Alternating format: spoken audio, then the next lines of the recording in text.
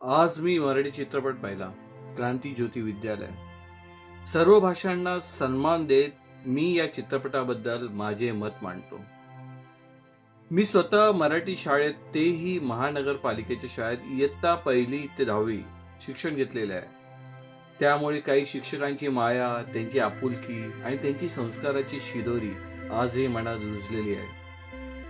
चित्रपट पाहताना डोळ्यातले अश्रू क्षणोक्षणी बाहेर येऊन वाहण्याची वाट पाहत होते आणि कधी कधी थेट वाहूनच जायचे.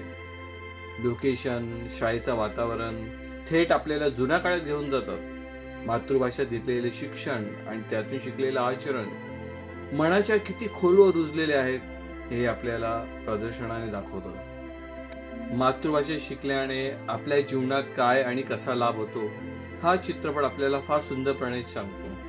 मध्ये मध्ये अमेया वाघ यांच्या कॉमेडी सीनमुळे चेहऱ्यावर हसू उमटतं, पण पाहता पाहता मनाच्या खोलात दडलेले जे क्षण आहेत ना, कधी अश्रूने बाहेर येऊन वाहू लागतात हे कळत नाही.